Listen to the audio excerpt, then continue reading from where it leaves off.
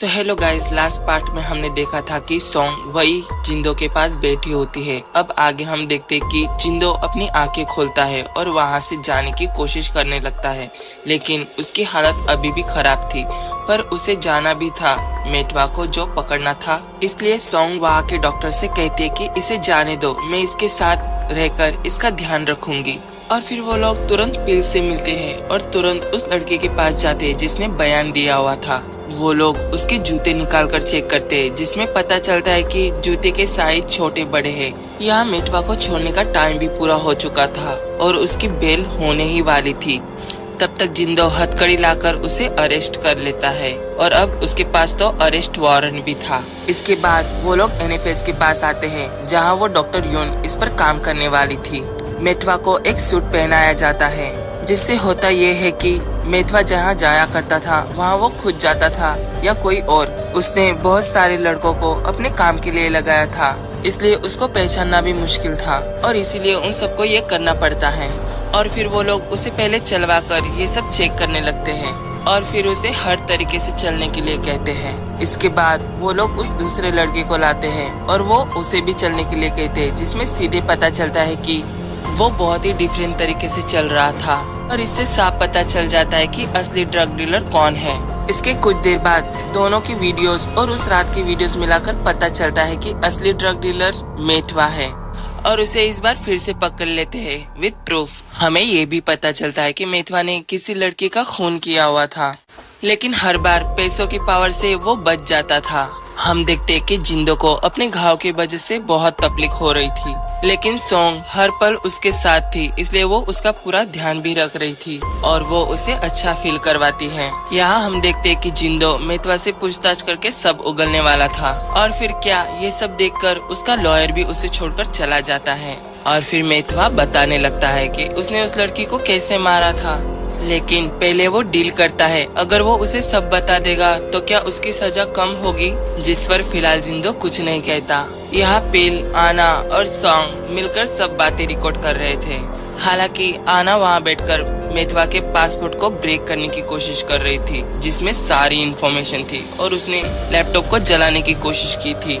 बेचारा मेटवा रोने लगता है। जिंदो भी उसके पास जाकर उसे दिलासा देने लगता है कि तुमने पूरी कोशिश की, लेकिन होनी को कौन टाल सकता है। और फिर मेटवा सब बताने लगता है। दरअसल वो और वो लड़की जिसको उसने मारा था, वो लोग उस लड़की के घर में ही थे जो मेटवा ने उसे गिफ्ट दिया था। उसने सारे घर में कैमरेस लगाए हुए थे ताकि वो उसके साथ जो भी करे वो सब कुछ रिकॉर्ड हो जाए। और वहाँ कैमरे लगे हैं, इस बात का पता उस लड़की को चल जाता है। और फिर वो लड़की उसे कहती है कि तुम बहुत बुरे इंसान हो और देखना तुम्हारी सच्चाई में सब लोगों को बता दूंगी।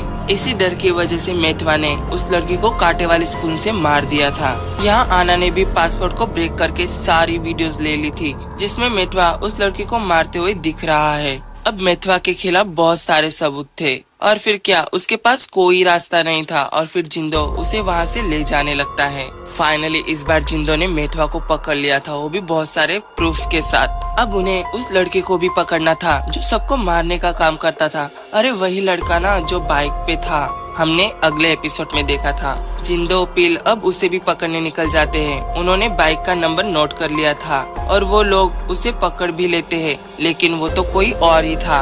आना उन्हें बताते है कि इस लड़के ने लोन पर बाइक ली हुई थी, लेकिन लोन न चुकाने के कारण ये बाइक कोई और चला रहा था।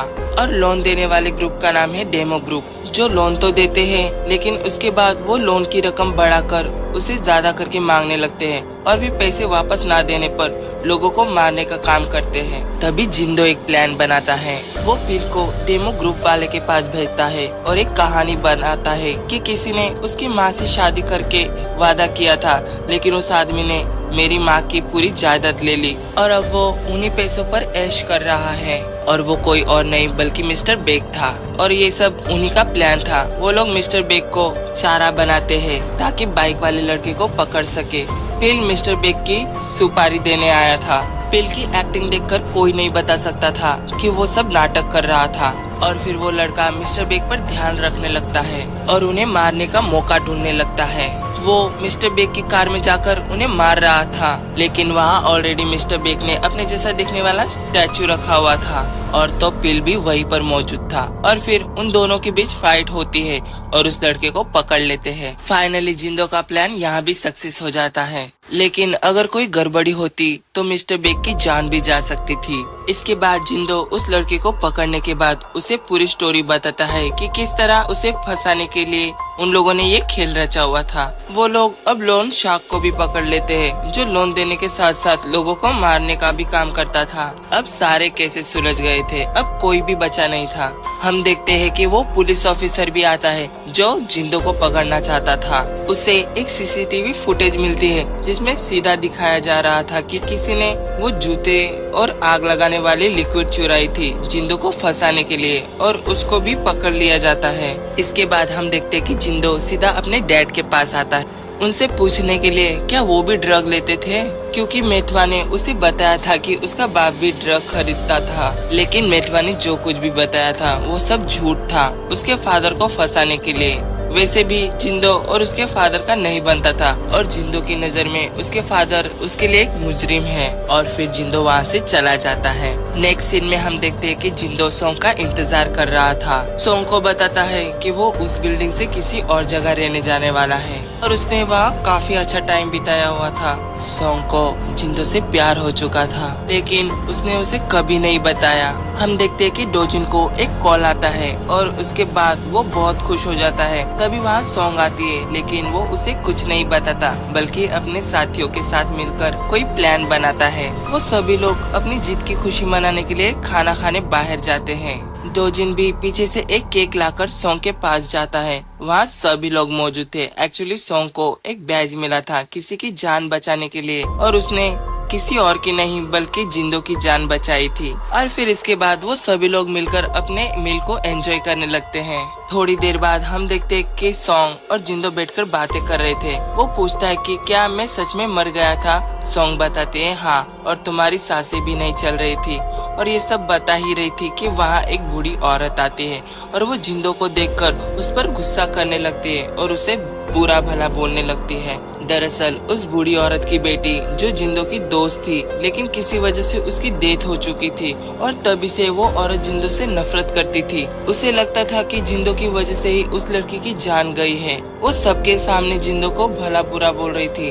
इसके बाद जिंदो वहाँ से बाहर निकल जाता है। हमें दिखाया जाता है कि जिंदो उस औरत की लड़की को अच्छे से जानता था। जिंदो के कई सारे रास्ते जो कि हमें अब तक नहीं पता था। हम देखते हैं कि जिंदो उस लड़की के ग्रेव के पास जाता है और वहाँ से कचरा साफ करने लगता है। तभी वहाँ उसके फादर भी आते हैं। वो उससे बात करता है कि कब तक ऐसे ही तुम अपनी जिंदगी खराब करोगे। तभी हमें पीछे का कुछ सीन दिखाया जाता है। जिंदो को लगता है कि उसका फादर भी क्रिमिनल है, वो गलत करके पैसे कमाता है, जो कि जिंदो को अच्छा नहीं लगता, और तभी से वो अपने डैड से नफरत करने लगता है। उसके फादर नहीं चाहते थे कि जिंदो पुलिस ऑफिसर बने, लेकिन जिंदो अपनी जिद की वजह से एक पुलिस ऑफिसर बन जाता है और अपने डैड से नफरत भी करने लगता है। इसीलिए उसके डैड ने उसे इस शहर से दूसरे शहर में भेज दिया था। लास्ट सीन में हम देखते हैं कि जिंदो अपने फादर से कहता है कि कुछ भी हो जाए मैं अपना काम नहीं छोड़ूंगा, और जो कोई भी गलत करे उसे जेल पहुंचा कर रहूंगा। और यहीं पे होती है हमारी एपिसोड की ending. Thank you guys for watching.